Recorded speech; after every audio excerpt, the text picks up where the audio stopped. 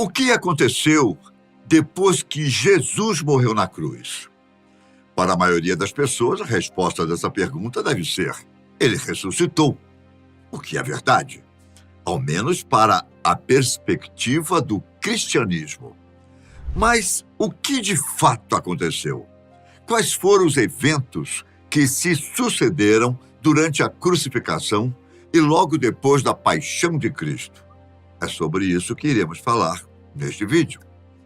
A narrativa bíblica sobre o sacrifício de Jesus é uma das mais belas e importantes passagens das Sagradas Escrituras. Ela está repleta de simbolismos, descreve aquilo que aconteceu com nosso Salvador e constata o cumprimento de várias profecias que, desde o Antigo Testamento, falavam sobre os planos de Deus para a humanidade, mas que ainda não tinham seu sentido completamente revelado. Nós iremos revisitar esses acontecimentos sob uma nova perspectiva, lançando luz àquele evento que provavelmente é o mais importante de toda a nossa história. A maior prova de amor de Deus que nos enviou seu Filho para nos salvar, renovando a sua aliança com o seu povo e nos redimindo para toda a eternidade. Mas vamos voltar um pouquinho, apenas para contextualizar a sucessão dos fatos. Jesus foi preso na quinta-feira à noite e foi levado à casa do sumo sacerdote, onde estavam reunidos os sacerdotes judeus, escribas, anciãos e os doutores da lei, como nos conta o Evangelho de Marcos, capítulo 14, versículo 53. Pedro o seguiu de longe e ficou observando de um pátio onde os militares e servos se reuniram para se esquentar próximo ao fogo. Iniciou-se então uma espécie de julgamento em que os sacerdotes buscavam algum testemunho, algum motivo para incriminar Jesus, mas não encontravam nada. Algumas pessoas foram chamadas para dar falsos depoimentos, mas os fatos se chocavam entre si, afinal, eram inventados, e o falso tribunal se estendeu pela noite. Jesus permanecia calado diante das falsas acusações, até que o sumo sacerdote se exaltou, levantou diante da assembleia e questionou se ele iria permanecer em silêncio.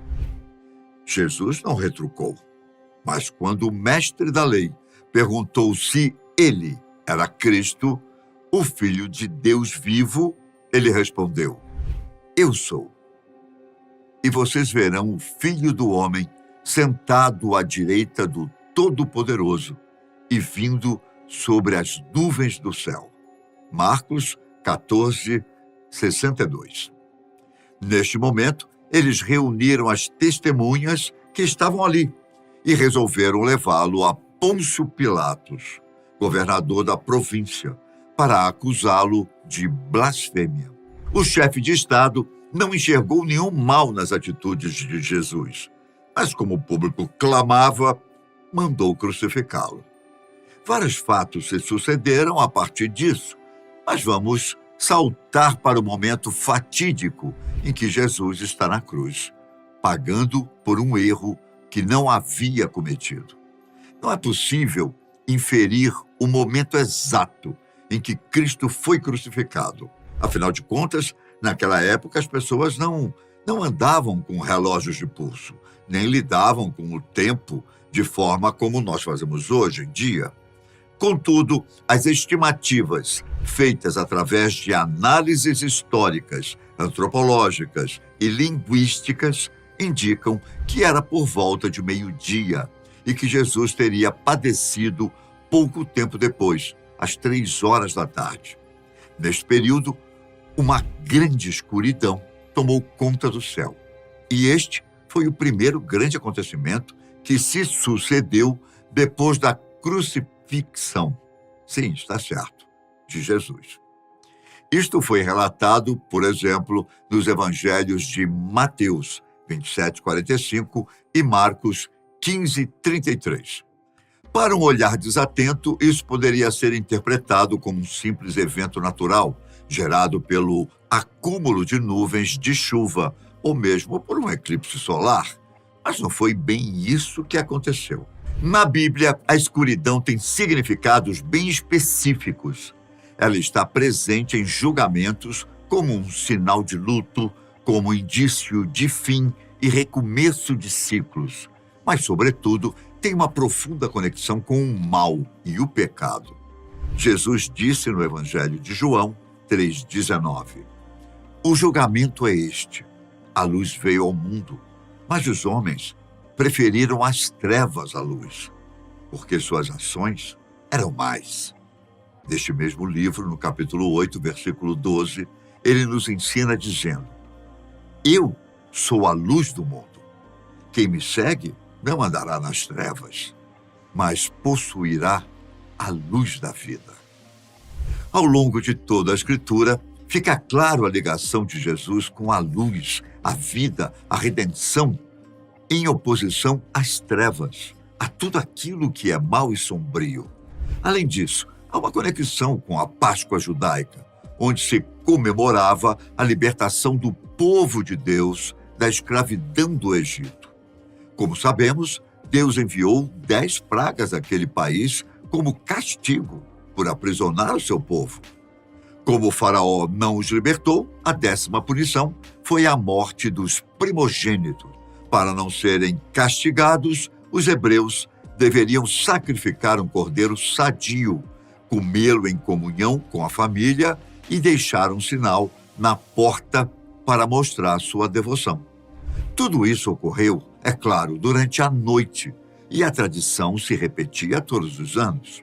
Ora, além da ligação direta entre o clima sombrio da noite em que os hebreus foram libertados e do dia em que Jesus foi crucificado, há o paralelo do sacrifício, que agora foi feito pela parte de Deus e não por nós. João Batista, primo de Jesus, que foi enviado para abrir o caminho do Messias, uma vez disse: João viu Jesus que se aproximava dele e disse: eis o Cordeiro de Deus, aquele que tira o pecado do mundo. Como nos relata o Evangelho de João, capítulo 1, versículo 29. Portanto, o significado da escuridão no instante da paixão de Cristo é muito maior do que uma simples passagem de nuvens. Com tudo isso que aconteceu, incluindo o tremor da terra e as pedras se partindo, mostraram para todos que estavam ali quem realmente era aquele que estava sendo crucificado. Mateus nos relata no capítulo 27, versículo 54, de seu evangelho. O oficial e os soldados que estavam com ele, guardando Jesus, ao notarem o terremoto e tudo o que havia acontecido, ficaram com muito medo e disseram: de fato, ele era mesmo Filho de Deus. Eles que não eram seguidores, mas perseguidores de Cristo, foram os primeiros a testemunhar e se converter pelo sacrifício de Jesus. O próximo acontecimento que se deu logo após, ou melhor, num momento da morte de Cristo, foi a divisão do véu do Templo de Jerusalém, como está em Mateus 27, 50 e 51. Então Jesus deu outra vez um forte grito e entregou o Espírito. Imediatamente, a cortina do santuário rasgou-se em 2 partes, de alto a baixo. A terra tremeu e as pedras se partiram. Este véu era um tecido especial que separava o Santo dos Santos, o lugar mais sagrado do templo judaico. Ele não separava somente o tabernáculo, o altar especial onde Deus habitava, do restante do templo, mas essencialmente era a divisão entre Deus e o seu povo. E assim, o era devido à tradição judaica vindo dos tempos de Moisés. Bom, somente o sumo sacerdote poderia visitar aquele espaço e apenas uma vez no ano, na cerimônia de expiação, dos pecados, onde um sacrifício era feito e levado a Deus.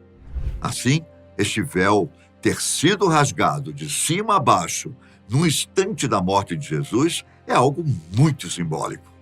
O feito mostra que foi um ato divino, vindo do alto, e representa o fim da separação entre Deus e os homens, que agora podem acessá-lo por meio de Jesus. Todos agora temos acesso e direito de ir até o Criador, pois fomos redimidos pelo sacrifício do seu Filho. É o fim da antiga e o estabelecimento de uma nova e eterna aliança. Depois que tudo havia sido consumado, um homem rico de Arimateia, chamado José, pediu a Pilatos o corpo de Jesus e providenciou as condições para que ele fosse sepultado. Seu corpo foi levado para uma gruta onde ninguém havia estado, e depois que todos os ritos foram realizados, ele foi deixado como mandava a lei judaica. Os doutores da lei ainda colocaram sentinelas para vigiar o túmulo, mas 3 dias depois, ele não estava mais lá. O túmulo vazio é o terceiro grande acontecimento. Sua razão é óbvia, mas seu simbolismo, às vezes, pode passar despercebido por nós. Ele nos diz muito. Escancara o absurdo que é a vida e o mistério e misticismo envolvidos no plano salvífico de Deus.